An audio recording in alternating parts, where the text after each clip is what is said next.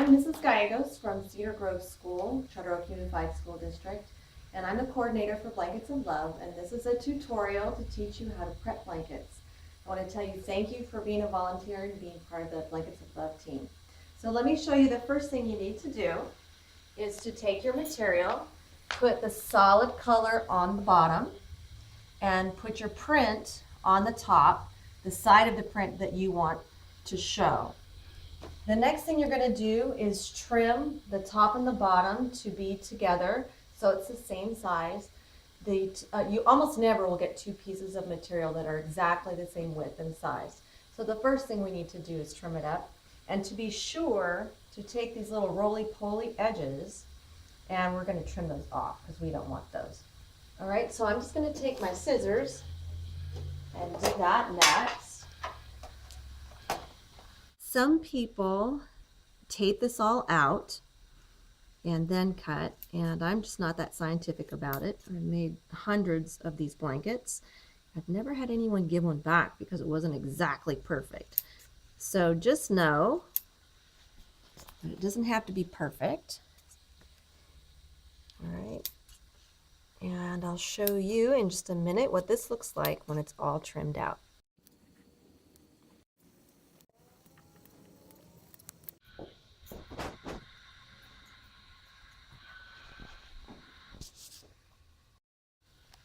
All right, the next job after you have the entire blanket trimmed out so the top and the bottom are the same, then you're going to cut out the four corners. The first time I did this freaked me out. I thought, oh no, this is an irreparable mistake, but it is the next necessary step. This is just tag board from school. It's a 3-inch square to make sure I cut all the corners the same. I'm also going to use this later to do measuring. All right, so the next part, just lay it in the corner and cut it out. Save the material squares. We're also going to use them for measuring. One thing you don't want to do is pull and stretch the fleece while you're cutting. Just hold it normally.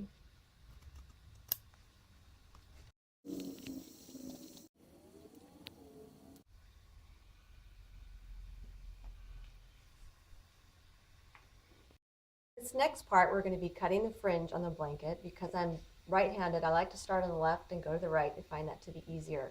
So we're going to be using the little cardboard square to measure with. Lay that down, and then I use the extra fabric material, kind of like creating a fabric ruler, so I know exactly how far to cut the fringe. We want the fringe pieces to be approximately the same size. Again, you don't have to measure with a ruler. I just kind of measure with my hands as I go. All right, so let me show you. I lay out a little piece, and then I start cutting the fringe. I measure with the knuckle and the end of my thumb, so they're about an inch. And I will do that through this section.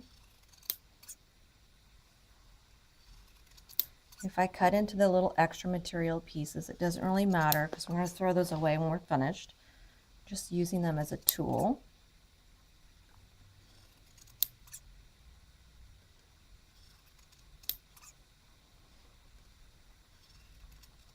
I'm going to stop there.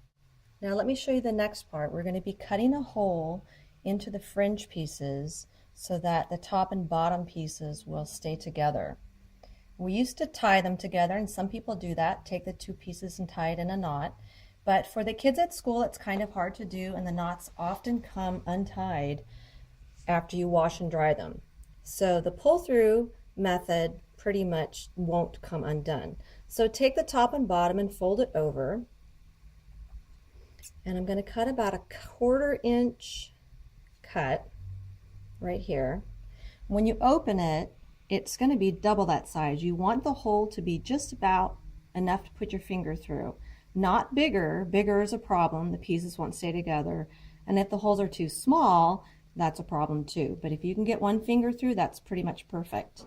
Then take both the top and the bottom pieces from the corner and push it through the hole downward and pull it. So I'm going to continue cutting the little holes in the fringe pieces. but I'm only going to pull through every so often, just enough to hold the blanket together. You will want to pull all the fringe pieces through, but that would totally finish the blanket. For the Blankets of Love project, the finishing of the fringe part is what we have the children do on Valentine's Day. So you might be tempted to pull them all through, but don't. Leave most of the fringe pieces untied so that the kids can do it later.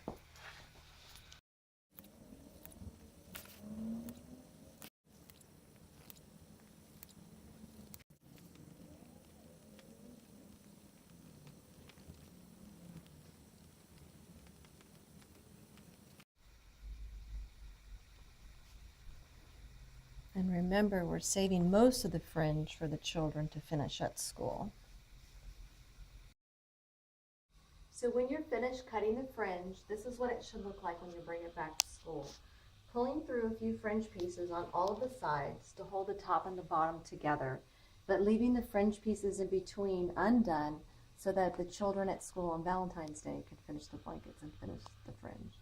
Thank you so much for being a volunteer.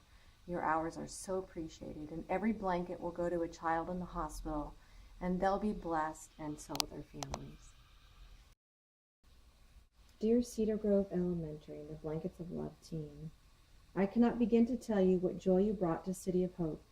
As I gave each of my patients one of your beautiful blankets, their eyes filled with tears of happiness, gratitude, and the feeling that someone cares about them.